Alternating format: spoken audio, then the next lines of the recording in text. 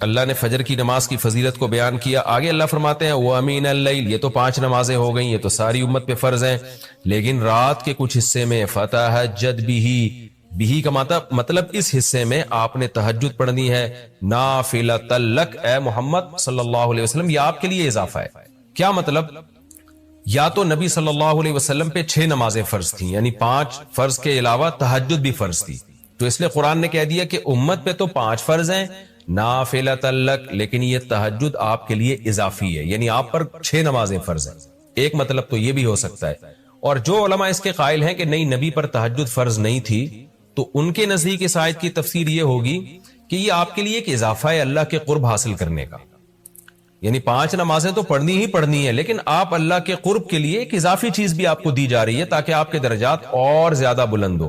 تو ایسی صورت میں یہ صرف نبی کے ساتھ خاص نہیں ہے، کیونکہ خطاب نبی سے چل رہا ہے، اس لیے اللہ نے کہہ دیا آپ کے لیے اضافہ، ورنہ حقیقت میں پوری امت کے لیے یہ اضافہ ہے. آگے اللہ فرماتے ہیں عسیٰ ان یبعثک ربک، امید ہے کہ آپ کو آپ کا رب پہنچا دے مقام محمود تک.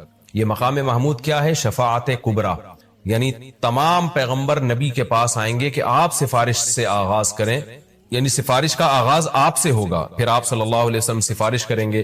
تو یہ ایک سب سے اونچا مقام ہے جو اللہ قیامت کے دن رسول اللہ صلی اللہ علیہ وسلم کو دے گا، اور جس سے آپ کی تمام پیغمبروں پر فضیلت ثابت ہو جائے گی کہ جب تک آپ کی طرف سے شفاعت کی ابتدا نہیں ہوگی کوئی اور پیغمبر سفارش نہیں کریں گے.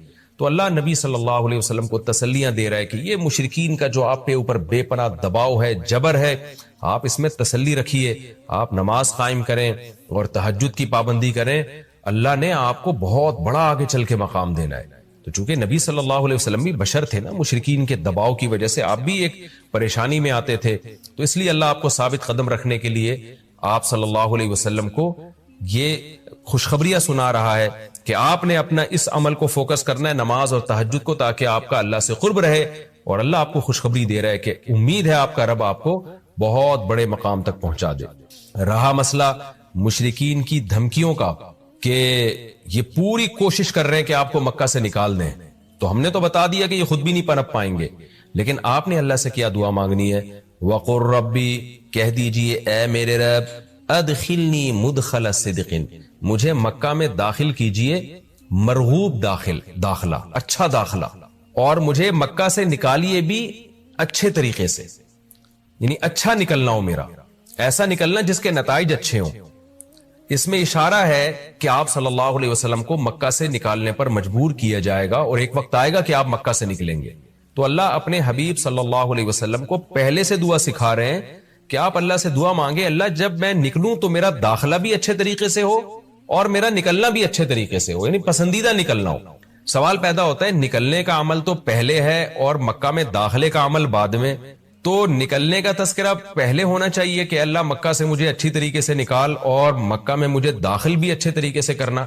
تو داخلے کا تذکرہ پہلے کیوں؟ تو اس میں بلاغت کا ایک نقطہ ہے کہ پیغمبر کا بنیادی مقصد وہ ہدف ہے جو پیغمبر دنیا میں لے کے آئے ہیں، تو اس کی آغاز تو مکہ سے کرنا ہے جس میں آپ کو بھیجا گیا، جو ابراہیم علیہ السلام کا شہر ہے، جہاں بیت اللہ ہے، اسلام کا مرکز تو اس جگہ سے بننا ہے. تو اس جگہ سے اگر نکالنا ہی مقصد ہے تو یہ جگہ تو رہ گئی نا پھر جو ابراہیم علیہ السلام کا مرکز اور ابراہیم علیہ السلام کی دعائیں تھی.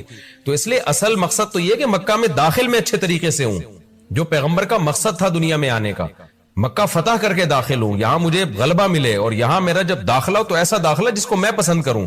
یہ جو ابھی میں مکہ میں کہیں سفر سے جا کے واپس آتا ہوں، یہ داخلہ وہ داخلہ نہیں ہے جو میں چاہتا ہوں. تو چونکہ مکہ سے نکلنا مقصد نہیں ہے، نکالا اس لیے جا رہا ہے تاکہ داخلہ ایک طاقت کے ساتھ ہو اور اچھے طریقے سے داخلہ ہو، اس لیے اس داخلے کا تذکرہ پہلے کیا جا رہا ہے. ہاں وہ داخلہ اس وقت تک ممکن نہیں ہے جب تک مکہ سے ایک دفعہ آپ کا خروج نہ ہو، تاکہ مدینہ میں ریاست بنے اور آپ 10,000 کا لشکر لے کر فاتحانہ انداز سے مکہ میں داخل ہوں، اور جس مقصد کے لیے اللہ نے آپ کو بھیجا تھا وہ مقصد پورا ہو. تو وہ مقصد نکلے بغیر پورا ہو نہیں سکتا، اس لیے نکلنے کا تذکرہ کر دیا. ورنہ اصل مقصد تو یہ ہے کہ اللہ میں مکہ سے نکلنا نہیں چاہتا، میں مکہ میں داخلہ چاہتا ہوں. داخلہ ایسا ہونا چاہیے مدخل صدق، سچا مرغوب داخلہ ہونا چاہیے. چنانچہ اللہ نے آپ کی دعا قبول کی، اور جب نبی مکہ میں داخل ہوئے نکلنے کے بعد، تو کیسا بہترین آپ نے کا داخلہ ہوا کہ 10,000 کا لشکر لے کر آپ گئے اور مشرکین مکہ آپ سے معافی کی بھیک مانگ رہے تھے. تو یہ مکی آیتیں اس وقت تو ظلم کے پہاڑ توڑے جا رہے تھے، لیکن پیغمبر سے اس طرح کی دعائیں کروائی جا رہی تھی. وَأَخْرِجْنِي مُخْرَجَ صِدْقٍ، اور اللہ مرغوب نکلنا ہو، یعنی جب میں نکلوں تو بھی میرا اچھا ٹھکانہ ہو. چنانچہ آپ کا نکلنا بھی بڑا اچھا ہوا کہ پورا مدینہ آپ کے استقبال میں کھڑا ہوا تھا. اور طلع البدر علینا من ثنیۃ الوداع، یہ جو ترانے ہیں یہ مدینہ کی بچیاں آپ کے استقبال میں پڑھ رہی تھی. تو آپ کا نکلنا بھی اچھا ہوا، یعنی مدینہ میں داخلہ جو مکہ سے نکل کے، اور پھر جو مکہ میں آنا وہ تو اس سے بھی زیادہ عزت اور شان کے ساتھ ہوا.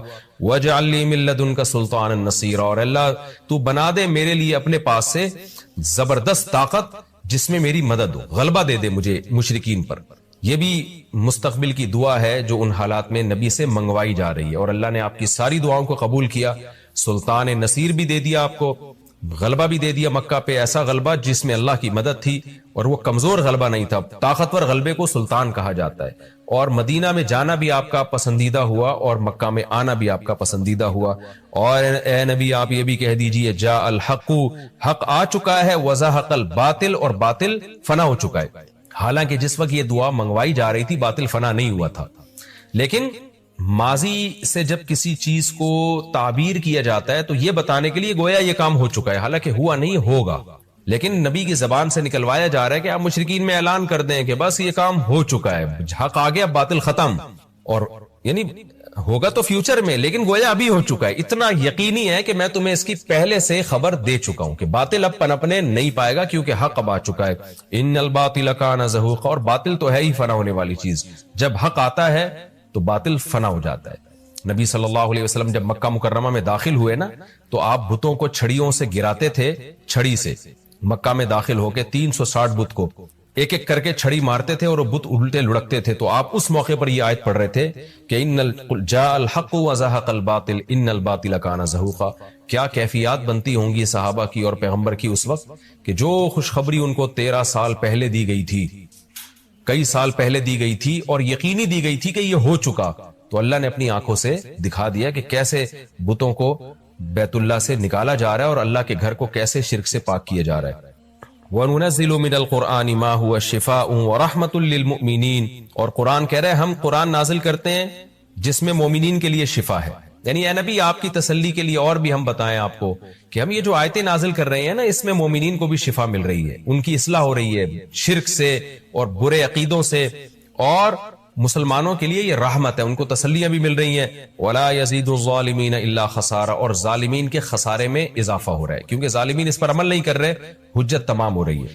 وَإِذَا نَمْنَا عَلَى الْإِنسَانِ أَعْرَضَ وَنَأَىٰ بِجَانِبِهِ، قرآن کہتے ہیں ہم جب انسان پر احسان کرتے ہیں تو وہ اعراض کرتا ہے اور اپنے پہلو کو ہٹا دیتا ہے. نعمت ملنے کے بعد بجائے اللہ کے قریب ہونے کے اللہ سے دور ہوتا ہے. وَإِذَا مَسَّهُ الشَّرُّ، اور جب انسان کو کوئی مصیبت پہنچتی ہے کان یئوسا، تو مایوس ہونے لگتا ہے. یعنی انسان کے بارے میں شکایت کی جا رہی ہے کہ اس کا اللہ پر ایمان نہیں ہے. پیغمبر کا مقصد ہے اللہ سے جوڑنا. تو یہ جو مشرکین ہیں جو اللہ کو نہیں مانتے، یہ خوشیوں میں بھی اللہ کو بھولتے ہیں اور غم میں بھی اللہ کو بھولتے ہیں، اسباب کو دیکھتے ہیں. لہذا جب اسباب کو آپ دیکھتے ہو اور پریشانی آتی ہے تو اسباب بتا رہے ہوتے ہیں، پریشانی دور نہیں ہو سکتی، تو مایوس ہونے لگتے ہیں، ڈپریشن میں جاتے ہیں. اور جب خوشی آتی ہے تو اپنا کمال سمجھتے ہیں، لہذا اترانے لگتے ہیں اور خدا سے دور ہو جاتے ہیں.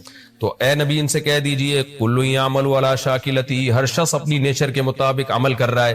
اچھے لوگ کیا کرتے ہیں کہ جب انہیں خوشی ملتی ہے تو شکر ادا کرتے ہیں، اور غم آتا ہے تو مایوس نہیں ہوتے، ان کو پتہ ہے غم اللہ دور کر سکتا ہے.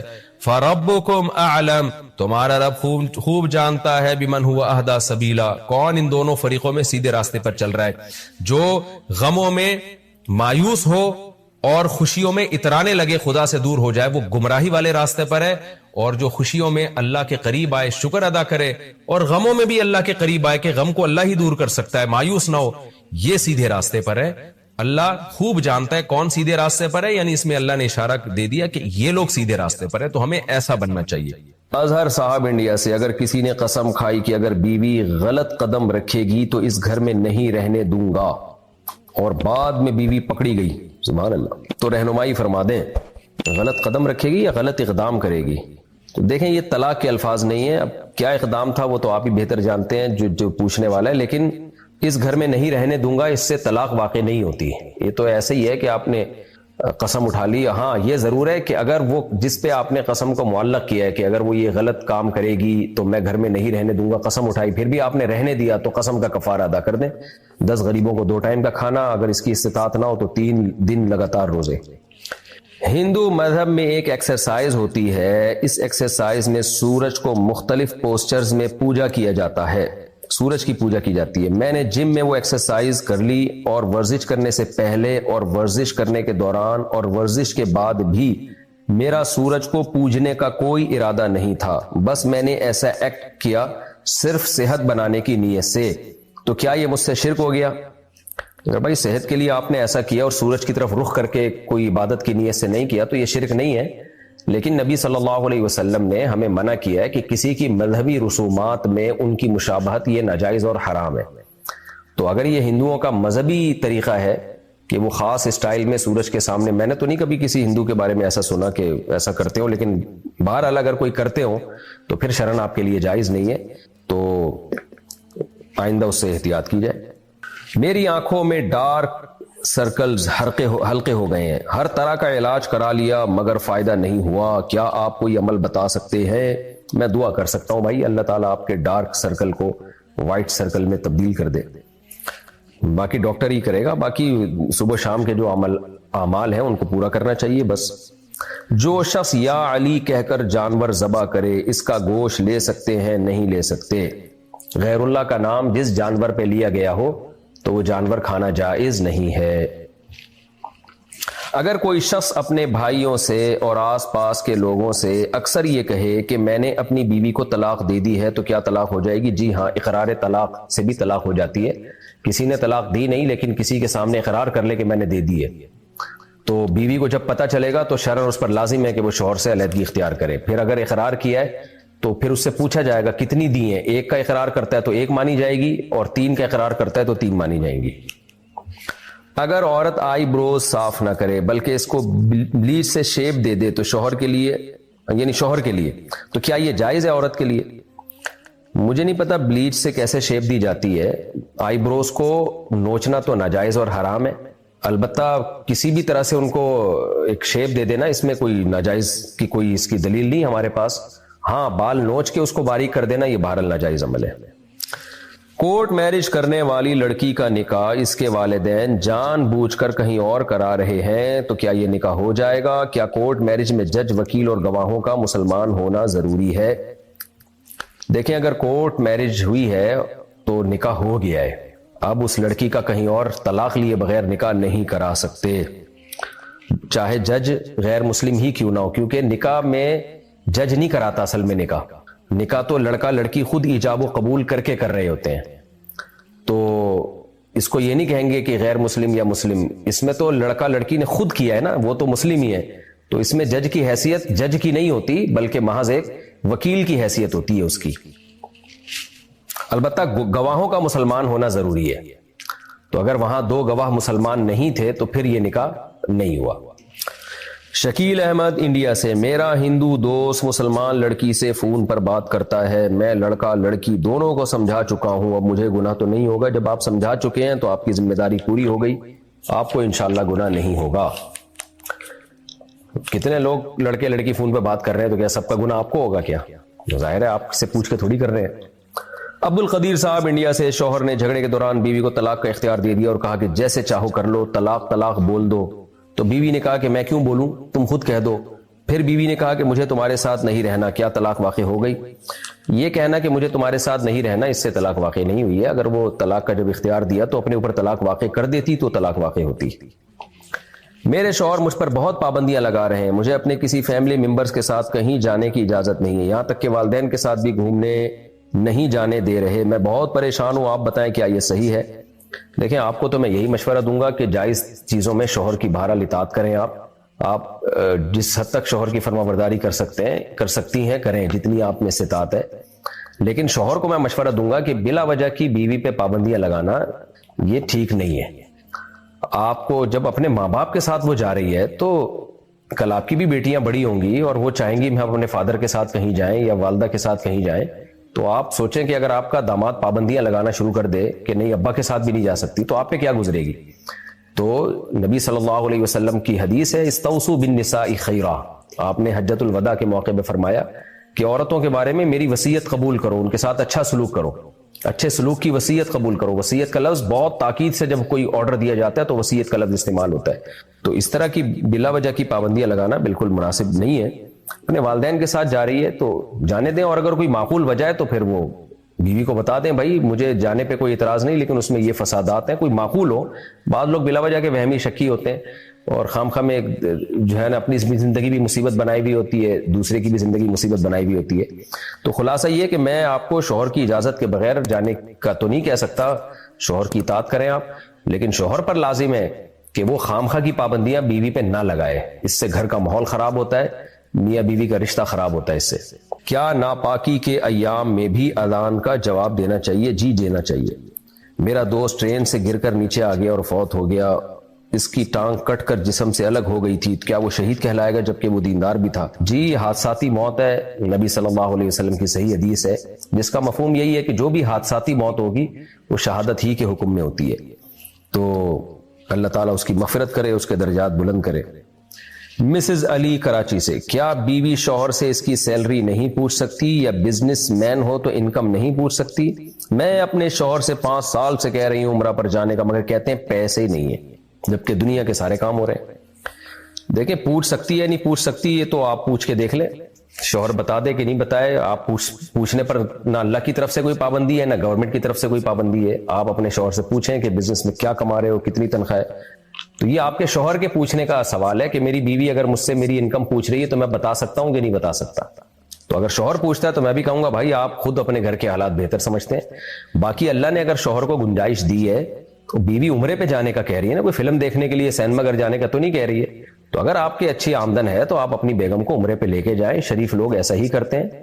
جب اللہ ان کو مالی وسعت دیتا ہے تو بیوی کو سب سے پہلے عمرہ ہی کراتے ہیں، حج کراتے ہیں، عمرہ کراتے ہیں۔ تو اگر آپ کے شوہر کی آمدن ہے مناسب تو ان کو چاہیے کہ بیگم کو عمرہ کرانے لے کے جائیں، اخلاقیات کا تقاضا ہے۔ سارے اچھے لوگ یہی کر رہے ہوتے ہیں۔ ہم جب عمرے پہ جاتے ہیں بہت سے لوگوں کو ہم دیکھتے ہیں فیملی کے ساتھ آ رہے ہوتے ہیں، تو آپ کوئی الگ ہی ٹائپ کی زندگی کیوں گزارنا چاہتے ہیں؟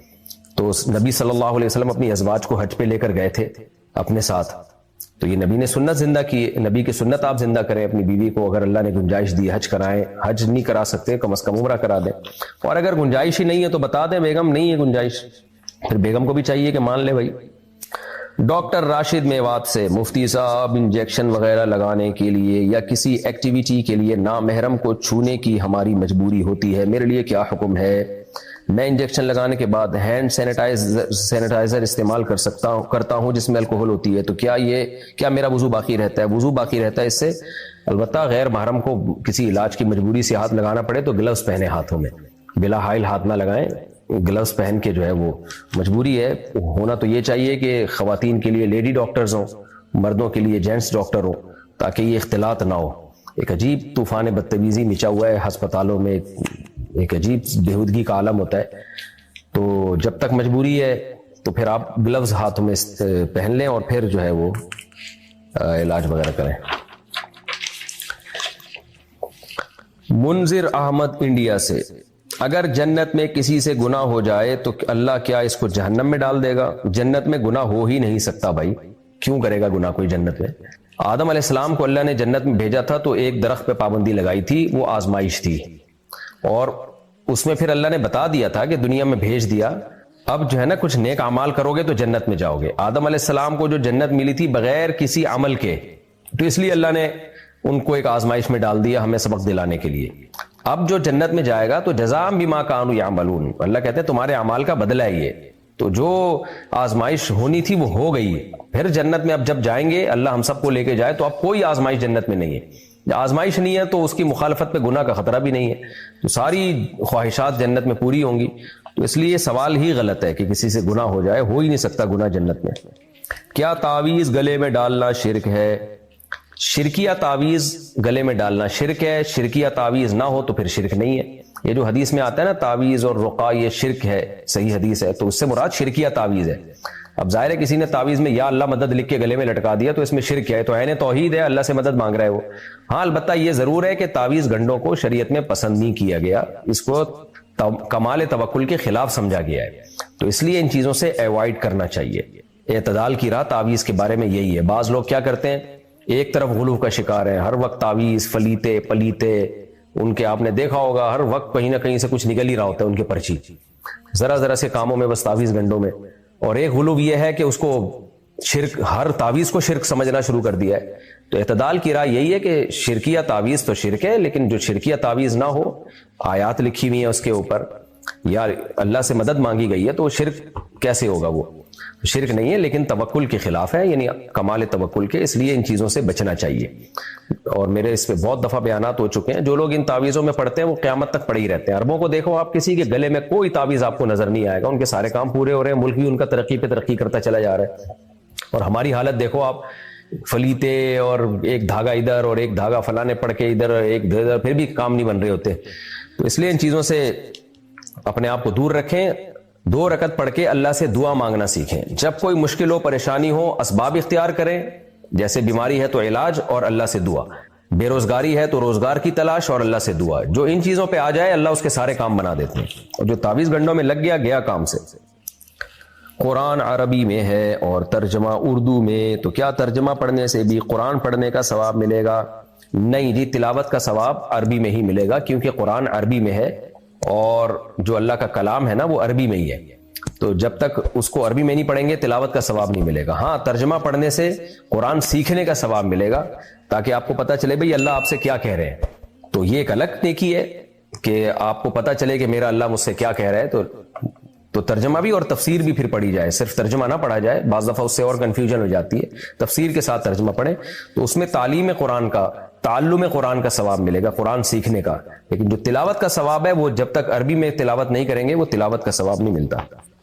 معذور بچے کیوں پیدا ہوتے ہیں، اس کے پیچھے کیا مقصد ہے؟ دیکھیں اللہ تعالیٰ کا نظام ہے، اللہ اپنی قدرت دکھاتا ہے. آزمائش، دنیا جو ہے دارالامتحان ہے. تو بعض دفعہ اللہ معذور بچہ پیدا کر دیتا ہے ماں باپ کے لیے کہ آزمائش ہے کہ اس کو پالو اور جنت کماؤ. تو دنیا تو امتحان کی جگہ ہے نا، تو یہاں ساری خواہشات تھوڑی پوری ہوں گی. پھر اللہ تعالیٰ اس میں عبرت بھی دکھا دیتا ہے. جیسے جو لوگ نابینا ہوتے ہیں تو آنکھوں والوں کو شکر نعمت کی توفیق ملتی ہے کہ بھئی اللہ ہم سے بھی آنکھیں چھین سکتا تھا. تو رف الاشیاء بازدادها، عربی کا مقولہ ہے کہ کسی بھی شے کو جاننے کے لیے اس کے اپوزٹ کا ہونا ضروری ہے. دنیا میں بدامنی نہ ہو تو امن کی قدر نہیں ہوگی، بھوک نہ ہو تو پیٹ بھرنے کی قدر نہیں ہوگی، بیماریاں نہ ہو تو صحت کی قدر نہیں ہوگی، معذور نہ ہو تو جو معذور نہیں ہے تو ان کو اس کی قدر نہیں ہوگی کہ معذوری سے بچنا کتنی بڑی نعمت ہے. تو اس لیے اللہ تعالیٰ نے نا کچھ چیزیں ایسی پیدا کی ہیں کچھ لوگوں کو کہ وہ دوسروں کے لیے عبرت کا ذریعہ بن جاتے ہیں. باقی ان کو پھر اللہ کسی اور طرح سے نوازتا ہے. جیسے جس کی آنکھیں اللہ لے لے اس سے، تو اب اس میں حکمت کیا ہے کہ جن کی آنکھیں ان کو قدر ہو کہ بھائی بغیر آنکھوں کے بھی اللہ ہم سے بھی آنکھیں چھین سکتا تھا. لیکن جس کی آنکھیں چھین لی اس کے لیے پھر خوشخبریاں ہیں کہ بھئی تمہیں اللہ نے آزمائش میں ڈال دیا، اس میں حکمت تھی، لیکن اس کا بدلہ اللہ تمہیں دے گا. وہ کیا ہے؟ نبی صلی اللہ علیہ وسلم نے فرمایا اذا ابتلیت عبدی بحبیبتیہ فصبر عوضتہ منہما الجنہ. صحیح بخاری کی حدیث ہے. فرمایا جب میں اپنے کسی محبوب بندے سے اس کی محبوب چیزیں چھینتا ہوں، یعنی آنکھیں چھین لیتا ہوں، وہ صبر کر لے تو اس صبر کا بدلہ میرے پاس جنت کے علاوہ کچھ بھی نہیں ہے. تو معذور لوگ جتنے بھی دنیا میں پائے جاتے ہیں ان کا حساب بھی ہلکا ہوگا، ان کا جنت میں جانے کے امکانات بھی دوسروں سے زیادہ ہیں. اس حدیث سے ہمیں پتہ چلتا ہے. لیکن یہ اللہ نے دوسروں کے لیے آزمائش بنا دی کہ بھئی دیکھو تاکہ تم بھی ڈر کے رہو. قل ارأيتم ان اخذ الله سمعكم وابصاركم وختم على قلوبكم من اله غير الله. اللہ کہتے ہیں اللہ چاہے تم سے بھی تمہاری آنکھیں اور تمہاری سماعت چھین لے. تو یہ جو معذور پیدا ہوتے ہیں نا، اس میں یہ حکمت ہے کہ جو معذور نہیں ہے وہ اللہ کی نعمت کی قدر کریں. اور معذوروں کے لیے یہ آزمائش ہے کہ ان کا حساب کم ہوگا، ان کے جنت میں جانے کے امکانات زیادہ ہیں اگر وہ اس معذوری پہ صبر کرتے ہیں. مشت زنی کر لی تو 40 دن تک نماز قبول نہیں ہوتی، کیا یہ بات صحیح ہے؟ نہیں، یہ صحیح نہیں ہے. باقی یہ عمل حرام ہے، ناجائز ہے، گناہ ہے، البتہ اس سے نماز کا کوئی تعلق نہیں ہے. توبہ کرنی چاہیے، نکاح جلدی کرنا چاہیے تاکہ ان اخلاقی برائیوں سے جان چھوٹے. عثمان لیاقت رحیم یار خان سے کون کون سے کام والدین کی نافرمانی میں آتے ہیں اور کون سے کام سے ہم فرمانبردار بنیں گے اور کون سے کام بد اخلاقی والے اور کون سے کام با اخلاق؟ پورا معاشرتی علوم کا ایم اسلامیات کا پرچہ آپ نے میرے سامنے لا کے رکھ دیا ہے. بھائی جتنی والدین کی خدمت کر سکتے ہیں کریں، اور جائز چیزوں میں والدین کی اطاعت لازم ہے. البتہ کچھ چیزیں بنیادی حقوق میں سے ہیں ان میں والدین کی اطاعت لازم نہیں ہے، کر لے تو ثواب ملے گا، نہ کریں تو گناہ نہیں ہے۔ جیسے آپ نے نکاح کرنا ہے تو والدین آپ کو نکاح سے نہیں روک سکتے، اور آپ نے جو ہے پڑھائی کرنی ہے، والدین کہہ رہے نہیں بزنس ہی کرو، تو آپ شرعاً آپ کو اختیار ہے آپ پڑھائی کریں، یا والدین فورس کرنے بزنس کرنا ہے، آپ کہہ رہے نہیں میں نے ڈاکٹر بننا ہے، تو اس میں بھی شریعت نے آپ کو رائٹ دیا بھئی آپ ڈاکٹر بن جاؤ۔ آپ نے کہیں تجارتی سفر کرنا ہے، ماں باپ کہہ رہے نہیں کرنا سفر، تو شریعت نے آپ کو رائٹ دیا آپ سفر کر سکتے ہیں، بشرطے کہ ماں باپ کو نقصان نہ ہو رہا ہو۔ تو کچھ چیزیں انسان کے بنیادی حقوق میں سے ہیں، وہ اللہ نے اسلام نے سب کو دی ہیں، اس میں اگر والدین کی مان لیتے ہیں تو ثواب ملے گا، نہیں مانتے تو گناہ نہیں ملتا، کیونکہ والدین کی بھی ایک حقوق کی ایک لمٹ اللہ نے رکھی ہے۔ لیکن آپ اس لمٹ کو دیکھے بغیر بس آپ پوری کوشش کریں ہر طرح سے ماں باپ کو خوش رکھیں۔ اسلام میں اس سے زیادہ، اس سے بڑی عبادت کوئی نہیں ہے حقوق العباد میں، کہ ماں باپ آپ کے آپ سے خوش رہیں۔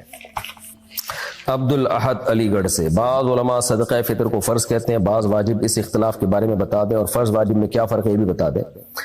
دیکھیں فرض کا مطلب بھی ضروری، واجب کا مطلب بھی ضروری، یہ ایک فقہی اصطلاح ہے کہ فقہاء نے جب دیکھا کہ جن چیزوں کا لازم ہونا ظنی دلیل سے ثابت ہے تو ان کو فقہاء نے واجب کا لفظ دے دیا، اور جن چیزوں کا لازم ہونا یقینی اور قطعی دلیل سے ثابت ہے، تواتر سے ثابت ہے، ان کو فقہاء نے فرض کہہ دیا۔ اس کی مثال ایسے جیسے 5 نمازیں فرض ہیں، تو یہ بالکل اتنی واضح، اس پر پوری امت کا اتفاق ہے، تو اس لیے اس کو فرض سے تعبیر کیا۔ لیکن جو وطر کی نماز ہے، حدیث سے ہمیں پتہ چلتا ہے کہ نبی صلی اللہ علیہ وسلم نے فرمایا کہ ان اللہ زادکم صلاۃ الا وہی الوتر، اللہ نے ایک اور نماز کا اضافہ کیا اور وہ وطر ہے، من لم یوتر فلیس منا، جو وطر نہیں پڑھتا ہم میں سے نہیں ہے۔ تو اس سے پتہ چلتا ہے وطر بھی ضروری ہے، لیکن اتنے ضروری نہیں ہے جتنے 5 نمازیں فرض ہیں۔ وطر کے واجب ہونے میں یعنی لازم ہونے میں علماء کا اختلاف ہے، تو اس اختلاف کی وجہ سے اور دلائل اتنے مضبوط نہیں ہے جتنے 5 نمازوں کے فرض ہونے پہ، تو اس لیے فقہاء نے وطر کو فرض کہنے کے بجائے واجب کا نام دے دیا۔ تو یہ ٹرم ہے، اصطلاح ہے کہ شریعت میں کون سی چیز کس درجے کی ہے، اس میں فرق کرنے کے لیے حضرات فقہاء نے نام الگ الگ دے دیے کہ بھئی یہ فرض ہے یہ واجب ہے، تو لازم دونوں ہی ہیں۔ تو صدقہ فطر کو بھی واجب اس لیے کہا کہ بھئی زکوٰۃ کی طرح لازم نہیں ہے، کیونکہ زکوٰۃ پہ تو قرآن کی بہت ساری آیتیں احادیث، اس سے پتہ چلتا ہے یہ تو قطعی درجے میں لازم ہے آپ کے اوپر۔ تو صدقہ فطر بھی لازم ہے، حدیث میں اس کا بھی حکم ہے، اور حکم جو ہے وہ آرڈر وجوب ہی کے لیے ہوتا ہے، لیکن فقہاء نے اس کو فرض کا نام نہیں دیا، بلکہ زکوٰۃ، کیونکہ اگر فرض کہہ دیتے تو زکوٰۃ میں اور اس میں کوئی فرق نہیں رہتا، تو زکوٰۃ سے ایک درجہ کم کرنے کے لیے اس کو واجب کا نام دے دیا۔ باقی ہے صدقہ فطر بھی ضروری اور زکوٰۃ بھی ضروری ہے۔ اگر نکاح کے وقت جو حق مہر، جیب خرچ اور گھر طے ہوا تھا وہ شوہر نہ دے تو عورت کو کیا کرنا چاہیے؟ کہ اللہ پہ چھوڑ دینا چاہیے، کیونکہ بار بار مطالبہ کرنے پر جھگڑا ہوتا ہے۔ شوہر کو چاہیے اللہ سے ڈرے، آخرت کا خوف دل میں رکھے۔ نبی صلی اللہ علیہ وسلم نے معاہدوں کی خلاف ورزی پر کتنی وعیدیں سنائی ہیں، اور قرآن میں تو عورت کے ساتھ جو آپ کے مالی معاہدے ہوئے ہیں ان کی بہت زیادہ تاکید ہے کہ ان معاہدوں کو پورا کیا جائے۔ تو شوہر اگر یہ نہیں کر رہے جو معاہدے انہوں نے کیے تھے تو گنہگار ہوں گے۔ حق مہر طے ہوا تھا، جیب خرچ وغیرہ، وہ سب دینا چاہیے شوہر کو۔ آپ کو بہرحال میں یہی مشورہ دوں گا کہ آپ اچھی طرح مطالبہ کریں، نہیں دے تو پھر صبر کر لیں، اپنا گھر کیوں خراب کریں گی؟ آج کل پتہ ہے گھر خراب ہونے سے کے سائیڈ افیکٹ زیادہ ہیں۔ ارباز صاحب انڈیا سے، ہماری برادری میں لڑکیاں کم ہیں اور لڑکے زیادہ، اور ہماری برادری والے ہماری برادری سے باہر شادی نہیں کرنے دیتے، کیا ہم اپنی برادری کے باہر کسی مسلمان لڑکی سے شادی نہیں کر سکتے؟ برائے مہربانی برادری والوں کو سمجھائیں، کر کے بتا دیں، ہو گئی ہے جو اکھاڑنا ہے اکھاڑ لو، یہی حل، ایسی برادری کا یہی حل ہے۔ کوشش کریں برادری میں تلاش کریں، مل جاتی ہے ٹھیک ہے، نہیں مل رہی تو یہ تھوڑی کہ یہ جہاں مرضی کر لیں بھائی، اچھی جگہ کریں، بس لڑکی نیک ہو، شریف شرفا ہو۔ جعفر اقبال ہنگو سے، کیا وضو سے پہلے استنجا ضروری ہے؟ نہیں بھائی، وضو اور استنجا کا کوئی آپس میں لنک بنتا ہی نہیں ہے۔ عثمان لیاقت رحیم یار خان سے، میری داڑھی کے بال کم اور گھنگریالے ہیں جس کی وجہ سے گھر والے داڑھی کٹوانے کا کہتے ہیں، جبکہ مجھے داڑھی رکھنے کا بہت شوق ہے، میں ان کو کیا جواب دوں تاکہ وہ مجھے کہنا چھوڑ دیں؟ آپ کو میرے بھائی شوق نہ بھی ہو تو داڑھی رکھنا پڑے گی، آپ کو داڑھی رکھنا شریعت میں لازم ہے، تو ایک مٹھی تک کم از کم رکھیں اور گھر والوں کی بات نہ مانیں۔ لا طاعۃ لمخلوق فی معصیۃ الخالق، اللہ کی نافرمانی میں مخلوق کی اطاعت جائز نہیں ہے۔ خاتون نے پوچھا ہے، میں مہندی لگاتی ہوں تو اس میں ہندو لوگ اپنے بھگوان کی تصویر بنانے کا کہتے ہیں، تو کیا میں مہندی سے بھگوان کی تصویر بنا سکتی ہوں؟ نہیں بنا سکتی۔ محمد شاکر انڈیا سے، میں جانوروں کے ہسپتال میں ہوتا ہوں، اللہ خیر کرے، اکثر کتے کپڑوں سے ٹچ ہو جاتے ہیں اور کبھی کپڑوں پر زبان بھی لگا دیتے ہیں، تو کیا ان کپڑوں میں نماز پڑھ سکتا ہوں؟ کتے کا جو تھوک ہے وہ ناپاک ہوتا ہے، خود کتا ناپاک نہیں ہوتا، تو کتا آپ کے کپڑوں سے جتنا بھی ٹچ ہو جائے اس سے کوئی فرق نہیں پڑتا، لیکن اگر وہ آپ کے کپڑوں سے زبان لگائے گا تو پھر وہ جگہ پر دھونا لازم ہے۔ اگر وضو کرنے کے بعد دودھ پیتے بچے نے پیشاب کر دیا تو کیا دوبارہ وضو کرنا پڑے گا؟ نہیں جی، پیشاب بچے نے کیا ہے تو وضو آپ کو کیوں کرنا پڑے گا؟ ہاں، وہ جگہ دھو لیں جہاں پیشاب لگا ہوا ہے۔ کیا مسلمان کافر ہونے کے بعد تجدید ایمان کے بغیر دوبارہ مسلمان ہو سکتا ہے؟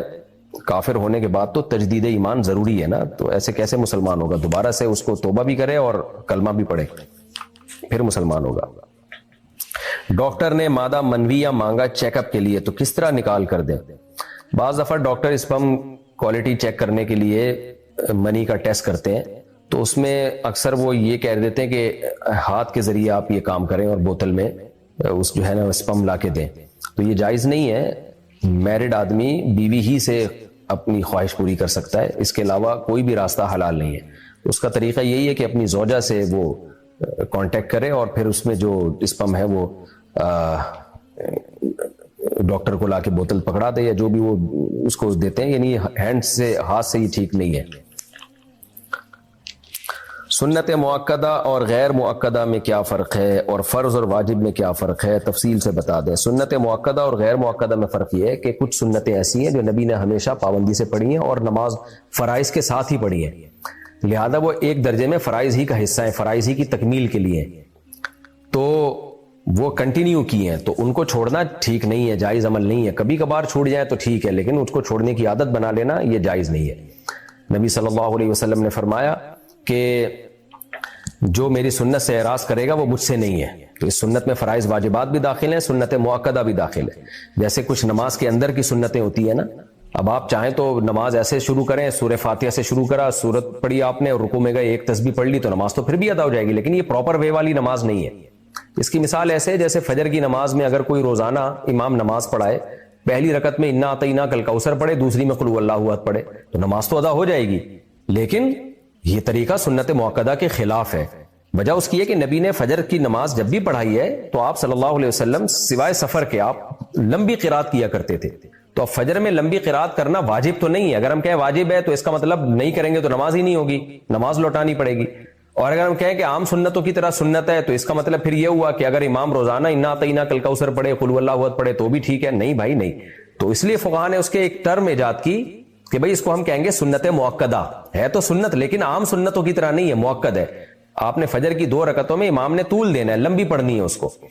تو اسی طرح نبی صلی اللہ علیہ وسلم نے جو نماز کے اندر کی سنتیں ایسے باہر کی بھی ہیں۔ اب فجر کے 2 فرض سے پہلے آپ نے ہمیشہ 2 سنت پڑھی ہے، ظہر کے 4 فرض سے پہلے 4 سنت اور بعد میں 2 سنت، مغرب کے بعد 2 سنت، عشاء کے بعد 2 سنت، تو اس لیے فقہاء نے ان سنتوں کو سنت مؤکدہ کا نام دے دیا، اور ہمیشہ یہ فرائض کے ساتھ ہی پڑھی ہیں۔ تو یہ فرائض کا اس لحاظ سے حصہ ہے کہ فرائض کی تکمیل کے لیے، تو جیسے فجر کی 2 فرضوں کو آپ نے لمبا کیا ہے تو وہ بھی ایک لحاظ سے فرض کا حصہ، فجر کی نماز کا حصہ بن گئی ہیں کہ بھائی فجر کی 2 رکعتیں لمبی ہوں گی، تو ایسے ہی فجر کی 2 رکعتوں سے پہلے 2 رکعتیں الگ سے ہوں گی، ظہر کی 4 رکعتوں سے پہلے 4 رکعتیں الگ سے ہوں گی، تو یہ اس لحاظ سے نماز کا حصہ ہے۔ یہ میں اتنی ڈیٹیل میں اس لیے بیان کر رہا ہوں کہ آج بعض اسکالرز نے سنت مؤکدہ ہی کا انکار کر دیا کہ سنت مؤکدہ کچھ ہوتی نہیں ہے، تو یہ تو پوری دین کی بنیادیں آپ ہلا کے رکھ دو گے۔ تو اس لیے سنت مؤکدہ بھی پابندی سے پڑھنا لازم ہے، کبھی کبھار چھوٹ جائے تو ایک الگ، جیسے فجر کی 2 رکعتیں آپ کبھی اگر مختصر پڑھ لو، کوئی جلدی ہے، کوئی مسئلہ ہے تو ٹھیک ہے، اس میں کوئی حرج نہیں ہے کبھی کبھار، لیکن نارملی فجر کی 2 رکعتیں لمبی ہی پڑھنی پڑیں گی۔ امام پر یہ ہے کہ وہ لمبی نمازیں پڑھائے فجر کی 2 رکعتیں، اور تبھی امام لوگ ایسا نہیں کرتے کہ سورہ اخلاص پڑھ رہے ہو، وہ لوگ مقتدی بھی کھڑے ہو جائیں گے، بھائی یہ فجر اتنی مختصر کیوں کر دی آپ نے؟ ہاں مغرب آپ مختصر پڑھاتے رہے، کوئی حرج نہیں ہے۔ تو اسی طرح فجر سے پہلے ہمیشہ نبی نے 2 سنتیں پڑھی ہیں تو آپ کو بھی پڑھنی پڑیں گی، ظہر سے پہلے 4 سنتیں پڑھی ہیں تو آپ کو بھی پڑھنی پڑیں گی۔ تو یہ ہے سنت مؤکدہ جس کو کنٹینیوسلی نبی صلی اللہ علیہ وسلم نے کیا ہے، تو ہمیں بھی اس کو کنٹینیوسلی کرنا پڑے گا۔ اور غیر مؤکدہ یہ ہے کہ وہ آپ کے لیے بالکل آپشنل ہے، آپ پڑھیں نہ پڑھیں آپ کی مرضی ہے۔ اور واجب کا مطلب تو ضروری ہے، واجب کی میں ڈیٹیل ابھی 2-3 سوال پہلے میں جو سوال تھا اس میں ڈیٹیل بتا چکا ہوں کہ وہ تو ایک دفعہ بھی نہیں آپ چھوڑ سکتے، واجب کا یہ مطلب ہے۔ اچھا بھائی، میں دنیاوی ترقی کے لیے بہت کوشش کرتا ہوں مگر اکثر ناکامی ملتی ہے، لیکن میں اللہ سے راضی ہوں، ٹینشن نہیں لیتا، میرا یہ عمل درست ہے؟ جب آپ اللہ سے راضی ہیں، ٹینشن نہیں لیتے تو پھر درست ہے، کوشش تو کرنی چاہیے انسان کو۔ سالم نعمانی بنارس انڈیا سے، اگر کوئی مسلمان مندر جا کر صرف شوق میں ماتھے پر ٹیکا لگوا لے تو کیا اس کا نکاح ٹوٹ جائے گا؟ اگر وہ بت کے سامنے جھکائے باقاعدہ تو پھر شوق میں بھی جھکائے تو بھی یہ کفر ہے، تو اس کا نکاح ٹوٹ جائے گا، کافر ہو جائے گا۔ اور اگر صرف ٹیکا لگوایا جا کے تو یہ بھی حرام اور ناجائز ہے، کیونکہ نبی صلی اللہ علیہ وسلم نے کسی قوم کی مشابہت سے منع کیا ہے، تو مذہبی رسوم میں آپ مشابہت اختیار نہیں کر سکتے۔ تو باقی ٹیکا لگوانے سے نیت کیا تھی؟ تو اگر صرف شو کے لیے لگوایا تو ناجائز اور حرام ہے، نکاح نہیں ٹوٹے گا اس سے۔ لیکن اگر آپ کی نیت عبادت کی تھی، اب مجھے نہیں پتا ہندوؤں میں ٹیکے کا کانسیپٹ ہے کیا، اتنا تو پتا ہے کہ ان کا ایک مذہبی شعار ہے یہ مندر میں جا کے ٹیکا لگوانا۔ اب وہ عبادت کی نیت سے کرتے ہیں یا کیا کرتے ہیں یہ ڈیٹیل میرے علم میں ہے نہیں۔ بہرحال کسی بت کے سامنے اگر آپ جھک گئے تو عبادت کی نیت نہ بھی ہو تو بھی کافر ہی کہلاؤ گے آپ، کیونکہ کسی جو ہے نا، اس پہ فقہاء نے بڑی بحث کی ہے، احکام القرآن میں اس پہ بڑی بحث ہے کہ بت کے سامنے اگر آپ جھکتے ہو تو آپ کا عمل شریعت پھر اس کو عبادت ہی قرار دیتی ہے۔ ہاں جان کا خوف ہو اگر تو ایک الگ بات ہے، جان کا جب تک خوف نہیں ہے تو کسی بت کے سامنے سجدہ کرنے کو تعظیم نہیں قرار دیا جائے گا، سجدہ عبادت ہی کا قرار دیا جائے گا اور اس میں کافر ہو جائے گا انسان۔ نارملی ٹیکا لگوانے سے کافر نہیں ہوگا لیکن گناہگار ہوگا، آپ توبہ استغفار کریں۔ نماز ٹوٹ گئی چکر آنے کی وجہ سے تو گناہ تو نہیں ملے گا؟ نہیں ملے گا بھائی۔ اگر کھڑے ہو کر پیشاب کریں اور پانی سے استنجا کریں تو کیا استنجا ہو جائے گا؟ جی ہو جائے گا استنجا، لیکن کھڑے ہو کر بلا ضرورت پیشاب کرنا بہت برا عمل ہے، کوئی مجبوری ہو تو جائز ہے، کوئی حرج نہیں ہے۔ شیخ انس انڈیا سے، نماز میں کتنا ہل جل کر سکتے ہیں؟ عمل کثیر کتنا عمل ہوتا ہے؟ نماز میں ہل جل بالکل بھی نہ کریں، شدید مجبوری ہو تو ایک ہاتھ سے اگر ایک عمل ہو سکتا ہے تو دو ہاتھ استعمال نہ کریں، جیسے کہیں خارش ہو رہی ہے تو ایک ہاتھ کیا، خارش کر لی، ختم ہو گیا بس۔ باقی اس میں اختلاف ہے کہ کتنا عمل عمل کثیر کہلائے گا۔ بعض حضرات نے کہا جلی 3 دفعہ اگر آپ نے حرکت کر لی ہے تو یہ عمل کثیر ہے، لیکن دلیل کے لحاظ سے راجح قول یہ ہے کہ اتنی حرکت کر لی کہ کوئی نووارث شخص آئے تو اس کو دیکھنے میں لگے کہ آپ نماز پڑھ ہی نہیں رہے ہو، تو پھر یہ عمل عمل کثیر کہلائے گا اور اس سے نماز چھوڑ جائے گی۔ اچھا بھائی، وسیم پٹھان انڈیا سے، ہمیں 3-4 سالوں سے مسلسل نقصان ہو رہا ہے، صرف 3-4 سالوں سے ہو رہا ہے، تو ظاہر ہے 3-4 سالے جب ہوں گے تو نقصان تو ہوگا نا آپ کو، 1 سالہ ہی کافی ہے نقصان پہنچانے کے لیے، آپ کو 3-4 سالوں سے ہو رہا ہے۔ اچھا سالوں سے مراد ایئرز ہے، YEARS، وہ والے سالے مراد نہیں ہے۔ ہم نے کوئی برائی بھی نہیں کی، ہمیں لگتا ہے کہ کسی نے ہمارے اوپر جادو کیا ہے، کیا کیا جائے؟ کوئی جادو وادو نہیں ہے آپ کے اوپر، نقصان ہو رہا ہے تو اس نقصان کی تلافی کی کوشش کریں، اور وہ جن 3-4 سالوں سے ہو رہا ہے ان 3-4 سالوں کی انکوائری کروائیں، یہ سالے آپ کے پیچھے کیوں پڑے ہوئے ہیں، سوری یعنی 3-4 سالوں سے ہو رہا ہے نا، اس سے پہلے تو نہیں ہو رہا تھا، تو ظاہر ہے جو 4-5 سال پہلے سے دیکھیں کہ آپ نے کیا ایسا عمل کیا جس کی وجہ سے اب نقصان ہونا شروع ہو گیا ہے۔ بہرحال جادو وادو آپ کے اوپر نہیں ہے، آپ توبہ استغفار کریں اور اپنی اصلاح کی کوشش کریں اور نقصان کی وجہ تلاش کرنے کی کوشش کریں، اس کو دور کریں۔ پھر بھی ہو رہا ہے تو بھائی اللہ کی طرف سے مقدر ہے، اللہ سے کون لڑ سکتا ہے، صبر کریں، اللہ اس پہ آپ کو اجر دے گا۔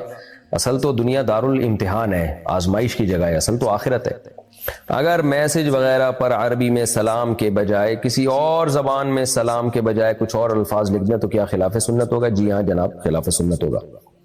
انگلش میں بسم اللہ لکھ سکتے ہیں، بھائی بسم اللہ کو بسم اللہ ہی لکھیں، کیوں رسم الخط کو چینج کر رہے ہیں؟ مناسب نہیں ہے، یہ جو عربی الفاظ ہیں خاص طور پہ دعائیں ہیں ان کو رومن میں لکھنا مناسب نہیں ہے، تو یہ کیونکہ عربی رسم الخط اور یہ ان کی حفاظت بھی ہمارے ذمے ہے، تو اس لیے اس کو عربی میں ہی لکھنا چاہیے۔ بہت سے لوگوں نے یوٹیوب پر ولاگز ڈالے ہوتے ہیں جن کے پیچھے گانے چل رہے ہوتے ہیں اور بیچ میں خراب ایڈز آتے ہیں، تو کیا ان کی انکم حلال ہے؟ اور اگر وہ مر گیا تو اس کی ویڈیو پر جو گانے لگے ہیں ان کا گناہ اس کو قبر میں ملتا رہے گا؟ ویڈیو پہ گانے ڈالنا تو جائز نہیں ہے، البتہ جو خراب ایڈز آ جاتے ہیں تو وہ تو اس کے اختیار میں نہیں ہے، وہ تو گوگل نے کمپنی کو دیا ہوا ہوتا ہے۔ یہ ایسے ہی ہے جیسے اپنی دکان آپ نے کسی کو رینٹ پہ دی ہوئی ہے، وہ جو رینٹ پہ جس نے لی ہوئی ہے وہ اس میں گانے چلا دے تو اس میں آپ کو گناہ نہیں ہوگا اگر آپ کی پرمیشن کے بغیر وہ چلا رہا ہے۔ تو گوگل کا بھی یہی حساب کتاب ہے، خراب ایڈ بھی آ جاتے ہیں بعض دفعہ اس میں، کیونکہ آپ کے اختیار میں نہیں ہے وہ۔ باقی خراب ایڈ آنے سے آپ کی ارننگ حرام ہوگی کہ نہیں ہوگی؟ تو ارننگ کے حرام ہونے کا تعلق خراب ایڈ سے نہیں ہے، بلکہ اس سے ہے کہ اس ایڈ میں پروموٹ کس چیز کو کیا جا رہا ہے، کیونکہ ایڈ کا بنیادی مقصد ہوتا ہے کسی کمپنی کی پروڈکٹ کو پروموٹ کرنا، تو پروڈکٹ ہی اگر حرام ہے تو اس کا ایڈ سے آمدن بھی حرام ہے۔ مثال کے طور پر شراب کا ایڈ آ رہا ہے، لیکن وہ خراب ایڈ نہیں ہے. خراب سے میری مراد ہے بے حیائی نہیں ہے اس میں. کوئی داڑھی پگڑی میں کوئی صاحب ہیں جو شراب کی بوتل کو دکھا رہے ہیں دنیا کے سامنے, تو اس ایڈ کی آمدن حرام ہے. وجہ اس کی ہے کہ شراب کو پروموٹ کرنے کی آمدن مل رہی ہے آپ کو, اور اگر جو پروڈکٹ ہے وہ حرام پروڈکٹ نہیں ہے, وہ جائز پروڈکٹ ہے, لیکن اس کو پیش کرنے والی کوئی بےہودہ سی لڑکی ہے, اس کی ڈریسنگ بھی ادھوری ہے. مثال کے طور پر کوئی کھجور کا ایڈ آ رہا ہے لیکن, یا کوئی شیمپو کا ایڈ آ رہا ہے لیکن اس کو کوئی لڑکی جو ہے وہ بےہودہ لباس میں آ کے اس ایڈ میں آ رہی ہے, تو اس ایڈ کی آمدن حلال اس لیے ہوگی کہ آمدن آپ کو اس لڑکی دکھانے کی نہیں دی جا رہی, آمدن جو دی جا رہی ہے اس پروڈکٹ کو پروموٹ کرنے کی. تو پروڈکٹ کیونکہ حلال ہے لہذا اس کی انکم بھی حلال ہوگی. اس کو یوں سمجھیں کہ آپ نے ایک شاپ موبائل کی کھولی, اس میں آپ موبائل بیچ رہے ہیں لیکن اس میں آپ نے لڑکی بٹھا دی لوگوں کو اٹریکٹ کرنے کے لیے, تو یہ عمل تو حرام اور ناجائز ہے, لیکن آمدن اس لیے حلال ہے کہ آمدن تو موبائل کی پیسے مل رہے ہیں نا آپ کو. آپ آئی فون بیچ رہے ہیں, سیمسنگ بیچ رہے ہیں اور کوئی کمپنی بیچ رہے ہیں, تو اس کی آمدن ہے. طریقہ غلط ہے آپ کا, تو طریقہ غلط استعمال کرنے کا گناہ ہوگا. تو آمدن کا تعلق پروڈکٹ سے ہے کہ کس چیز کو پروموٹ کیا جا رہا ہے. پروڈکٹ اگر حلال چیز ہے اس کو پروموٹ کیا جا رہا ہے تو اس کی آمدن حلال ہے. اگر پروڈکٹ ہی حرام ہے, کسی فلم کا ایڈ آ رہا ہے, کسی گانے کا ایڈ آ رہا ہے, یا کسی سودی بینک کا ایڈ آ رہا ہے, انشورنس کمپنی کا ایڈ آ رہا ہے, یا شراب کا ایڈ آ رہا ہے, تو چاہے وہ بے حیائی نہ بھی ہو اس میں تو بھی اس ایڈ کی آمدن حرام ہے. تو اس لیے یوٹیوب کی ارننگ, جو بھی یوٹیوب سے پیسہ کماتے ہیں ہم ان کو یہی کہتے ہیں کہ آپ اپنی ارننگ میں سے چند فیصد صدقہ کریں آپ, تاکہ اس میں جو حرام چیزوں کے ایڈ آ گئے ہیں نا وہ آپ کی آمدن اس سے پاک ہو جائے. اچھا بھائی, نثار لاہور. باقی اگر کوئی گانے کی ویڈیو لگاتا ہے اس پہ تو ظاہر ہے وہ گانے جب تک چلتے رہیں گے تو قبر میں اس کو عذاب ملے گا, کیونکہ گناہ حدیث میں آتا ہے من سن سنتا سیئتا فلہ وزرها ووزر من عمل بها, کہ جس نے کسی گناہ کو جاری کر دیا تو جب تک وہ گناہ چلتا رہے گا اس کو قبر میں, یعنی اس کو عذاب ملتا رہے گا قبر میں بھی زندگی میں بھی. ہاں اگر توبہ کر لی تو ایک الگ بات ہے, توبہ کر کے پھر ہٹا دے اس کو اگر ہٹانے پر قدرت ہے, اگر نہیں ہے تو بس پھر توبہ ہی کافی ہے. نثار صاحب لاہور سے, اگر نماز آخری وقت میں پڑھی اور نماز پڑھتے ہوئے دوسری نماز کی اذان شروع ہو گئی تو کیا نماز ہو گئی یا نماز لوٹانی ہوگی؟ ہو گئی, نماز لوٹانی نہیں پڑے گی, لیکن اتنی دیر کرنے کا گناہ ہوگا, توبہ استغفار کرے. غسل کے پانی میں بیری کا پتہ ڈالنا کیسا ہے؟ کوئی شریعت یعنی کوئی لازم نہیں ہے لیکن اچھا ہے کیونکہ اس سے صفائی زیادہ اچھی ہوتی ہے. تکافل کی شرعی حیثیت اور اس کا طریقہ بتا دیں. دیکھیں تکافل کی شرعی حیثیت یہ ہے کہ اس میں اختلاف ہے. عام مروجہ انشورنس سے تو بہرحال بہتر ہے, یہ تو اس میں گناہ زیادہ ہے, لیکن اس میں گناہ ہے یا نہیں ہے تو ہماری رائے یہی ہے کہ ہمیں اس پر موجودہ تکافل کے سیٹ اپ پر اطمینان نہیں ہے.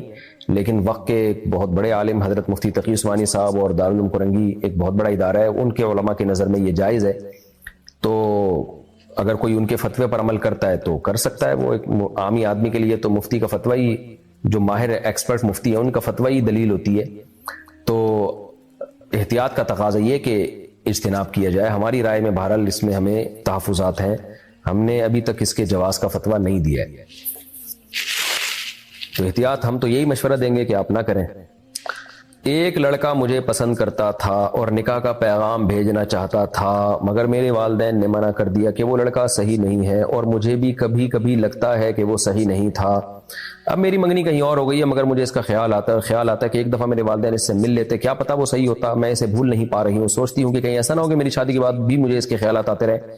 یہ شیطان کی عادت ہوتی ہے. دیکھو ہم جب بچپن میں کوئی چیز خریدتے تھے نا, بلکہ آپ کو ابھی بھی پتا ہوگا کہ جب بھی شاپنگ کرتا ہے نا انسان بہت سوچ سمجھ کے ایک چیز لیتا ہے, خریدتے ہی اس کے علاوہ سب چیزیں اچھی لگنا شروع ہو جاتی ہیں انسان کو.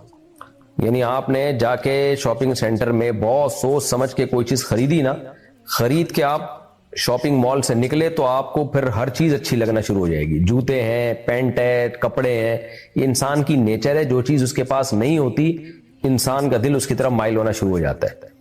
تو آپ کو یہ شیطان وسوسے ڈال رہا ہے. جہاں آپ کے والدین نے آپ کی بات طے کر دی, آپ اس پہ خوش ہو جائیں اور شادی ہو جائے گی تو یہ وسوسے آپ کو نہیں آئیں گے اور وہ دماغ سے اس کو نکال دیں آپ. کیا کسی غیر مسلم کو خواب میں نبی صلی اللہ علیہ وسلم کی زیارت ہو سکتی ہے؟ ہو سکتی ہے, نہ ہو سکنے کی کوئی دلیل ہمارے پاس نہیں ہے. اگر کسی نے موبائل سے ڈائریکشن دیکھ کر, لیکن وہ غیر مسلم اس سے خوش فہمی میں نہ ہو کہ میں جنت میں جاؤں گا. ہو سکتا ہے یہ اس لیے زیارت ہوئی ہو کہ اللہ تعالیٰ اس کو ایمان کی توفیق دینا چاہتے ہوں اور اس کو خوشخبری دینا چاہتے ہوں, اس کو موٹیویشن مل رہی ہو اللہ کی طرف سے کہ تم مسلمان ہو جاؤ. اعظم گبول بحریہ ٹاؤن کراچی سے پوچھتے ہیں مسجد کی بجلی اپنے ذاتی گھر کے کام کے لیے استعمال کر سکتے ہیں؟ جی نہیں کر سکتے۔ محمد تیمور منہاس کشمیر سے، اگر کوئی شخص کسی کمرے میں نماز پڑھ رہا ہو، دوران نماز اگر کوئی شخص کمرے میں آ کر سگریٹ، شیشہ یا کوئی نشہ کرنا شروع کر دے تو ایسے میں نمازی کے لیے کیا حکم ہے اور نشہ کرنے والے شخص کے لیے کیا حکم ہے؟ نمازی کے لیے تو حکم یہی ہے کہ اپنی نماز کو کمپلیٹ کرے، نشہ کرنے والے کے لیے حکم یہی ہے کہ یہ تو غلط جگہ ہے، ظاہر ہے کوئی بندہ نماز پڑھ رہا ہے، نبی صلی اللہ علیہ وسلم نے تو مسجد میں کچا پیاز کھا کے جانے سے منع کیا ہے، تو یہ تو نشہ کی بدبو تو کچے پیاز سے بھی زیادہ ہوتی ہے، تو اگرچہ مسجد نہیں ہے لیکن بہرحال ایک نمازی کا بھی ایک احترام ہے تو اس کو منع کیا جائے، اور کیا کر سکتے ہیں۔ ابو ہریرہ بٹ کوئٹہ سے، کوئی ایسا وظیفہ بتا دیں کہ اللہ تعالیٰ ایمان مضبوط کر دے۔ ربنا لا تزغ قلوبنا بعد اذ ہدیتنا وہب لنا من لدنک رحمہ انک انت الوہاب، یہ دعا بھی پڑھا کریں اور اللہ سے ایمان کی ثابت قدمی کی دعا مانگا کریں اللہ تعالیٰ سے، تو نماز بس شریعت کے حکام پر عمل کریں گے تو اسی سے ایمان مضبوط ہوتا ہے۔ ذکر اللہ کیا کریں۔ ساؤتھ افریقہ سے کسی نے پوچھا میری شادی کو 12 سال ہو گئے، 12 سالوں سے میرے شوہر مجھے دھوکہ دے رہے ہیں، اب میری برداشت سے باہر ہو چکا ہے، اب تو وہ میرے سامنے بھی فحش ویڈیوز دیکھنے لگے ہیں، استغفر اللہ، ساری حدیں پار کر دی ہیں، میرے پاس واپسی کا کوئی راستہ نہیں ہے، کیا مجھے ابھی بھی شوہر کا حق ادا کرنا ہوگا؟ جبکہ وہ میرے قریب آتے ہیں تو مجھے وحشت ہوتی ہے، میرے 2 بچے ہیں، میں کیا کروں؟ یہ تو بہت ہی بری حرکت ہے، بیوی کے سامنے یہ کام کر رہا ہے ایک آدمی، فحش ویڈیوز دیکھ رہا ہے، تو آپ اپنے رشتہ داروں سے رابطہ کریں، اپنے والد سے، بھائیوں سے۔ عورت کو سپورٹ ملتی ہے اس کے خاندان کے مردوں سے، تو خاندان کے مرد ہی اگر ڈھیلے ہوں تو پھر عورت، ہماری سوسائٹی میں آپ کو پتہ ہے پھر عورت پہ ظلم ہوتا ہے، یہ تو بہت ہی تکلیف دہ حرکت ہے۔ اصولی طور پر تو ایسی صورت میں شوہر سے علیحدگی لینی چاہیے، جو آپ کے سامنے اس کام کو کرتے ہوئے اس کو شرم نہیں آ رہی ہے، اتنی کھلے عام ایک جرم کر رہا ہے وہ تو، اور اس سے خطرہ ہوتا ہے کہ عورت بھی گناہ میں نہ پڑ جائے کہیں، تو اصولی طور پر تو یہی ہے کہ ایسے میاں سے علیحدگی لینی چاہیے، لیکن آج کل مسئلہ یہ ہے کہ خواتین کا علیحدگی لینے کے بعد زیادہ بڑے مسائل کھڑے ہونے کا خطرہ ہوتا ہے کہ دوبارہ شادی اچھی جگہ ہو نہ ہو، بچے نہ رول جائیں کہیں، تو میں اب اس بارے میں آپ کو کچھ مشورہ نہیں دے سکتا جب تک کسی کے پورے حالات سامنے نہ ہو، کیسے مشورہ دے انسان، تو آپ خود ہی نمٹیں اس کیس سے، اپنے رشتہ داروں کو بیچ میں ڈالیں، یہی کہہ سکتا ہوں میں۔ باقی بیسک حقوق اگر وہ آپ کے ادا کر رہا ہے تو آپ کو بھی اس کے بیسک حقوق ادا کرنے پڑیں گے، تو یہی ہے۔ باقی محبت اور ایک جو شوہر سے ایک محبت کا تعلق ہوتا ہے وہ تو اختیار میں نہیں ہے، اور ظاہر ہے اس ٹائپ کے شوہر سے عورت کہاں محبت کرے گی؟ اللہ تعالیٰ ہدایت دے آپ کے شوہر کو، میں دعا ہی کر سکتا ہوں۔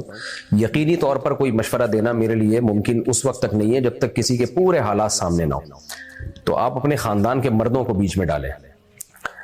پاکستان سے کسی نے پوچھا ہے بچپن میں جبکہ اس وقت میں بہت چھوٹا تھا اپنے دوست کے ساتھ مل کر ایک بلی کے بچے کو کنویں میں گرایا تھا اور اس وقت ہماری سمجھ میں کچھ نہیں آیا، اس کے لیے ہمیں کیا کرنا چاہیے؟ دیکھیے جانور پہ ظلم کرنا بھی گناہ ہے، اب خیر ہو گیا، اب اس کی تلافی تو ہو نہیں سکتی، جو ہونا تھا ہو گیا، تو بس توبہ استغفار کریں اور بہتر ہے کچھ صدقہ خیرات کر دیں۔ کسی یعنی مخلوق پر احسان کیا جائے، ایک مخلوق پہ ظلم کیا ہے تو اب ظاہر ہے مخلوق پر احسان کریں، اس کی تلافی کے طور پر یہی تلافی ہو سکتی ہے۔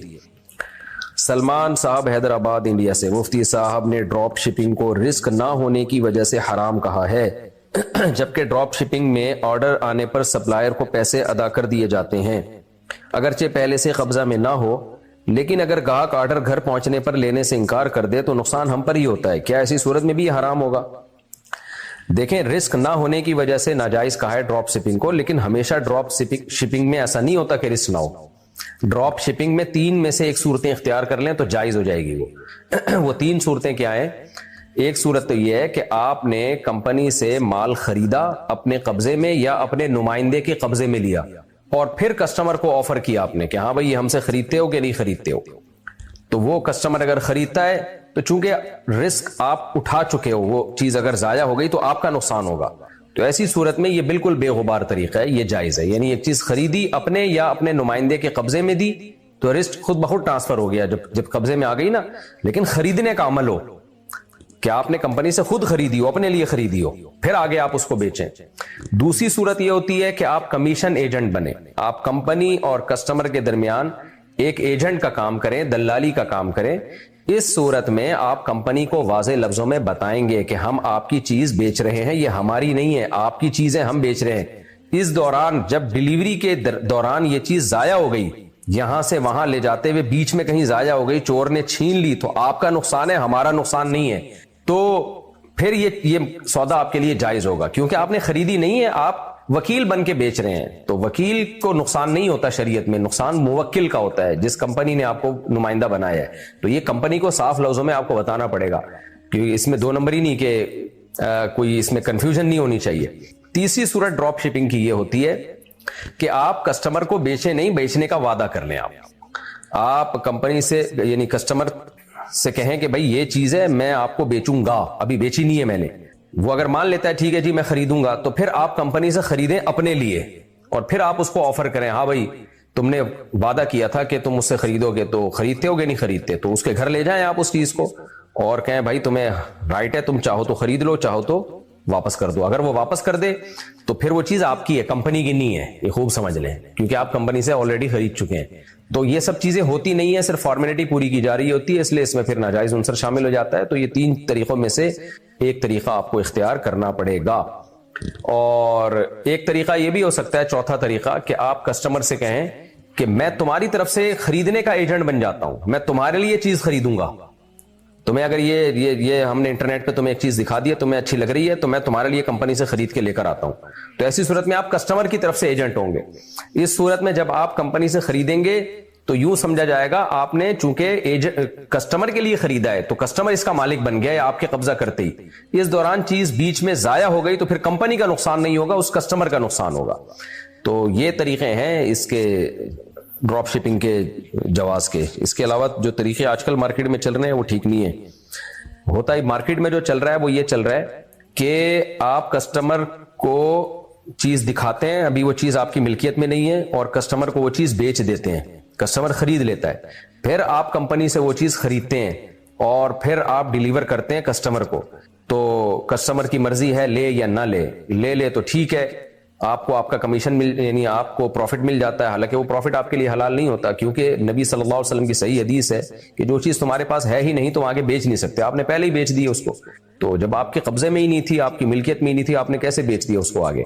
تو یہ طریقہ جو آج کل چل رہا ہے یہ ٹھیک نہیں ہے، اس کو اس طرح سے میں نے اس پہ تفصیلی کلپ ریکارڈ کروایا، اگر یہ سمجھ نہ آیا ہو تو آپ دوبارہ جا کے وہ تفصیلی کلپ دیکھ سکتے ہیں، اس میں آپ کو دوبارہ پتہ چل جائے گا کیا کرنا ہے۔ اچھا بھائی، محمد اسد اقبال ملتان سے، میں نے ایک لڑکی کو رشتہ بھیجا تو ان کی فیملی نے کسی مفتی یا پیر سے پوچھا شادی کے بارے میں، تو ان صاحب نے بتایا کہ شادی کے بعد ان دونوں کے درمیان لڑائیاں ہوں گی، جس کی وجہ سے لڑکی کی فیملی نے منع کر دیا، اور ایک وجہ یہ بھی بتائی کہ آپ بلوچ ہیں اور ہم پنجابی فیملی سے ہیں۔ تو پیر صاحب نے جو پہلے سے بتا دیا، تو کیا ایسا بتایا جا سکتا ہے؟ میرا اپنا بزنس ہے، میں الحمدللہ بہت اچھی میری آمدن ہے، میرے ابو ریٹائرڈ گورنمنٹ ملازم ہیں، رہنمائی فرمائیے کہ مجھے کیا کرنا چاہیے۔ اس پیر صاحب نے جہالت کی ہے، اور وہ جو مفتی صاحب ہیں وہ مفتی بھی نہیں ہے، آج کل ہر آدمی کے نام کے ساتھ مفتی لگا ہوا ہے، مفتی یہ چیزیں بتا ہی نہیں سکتا،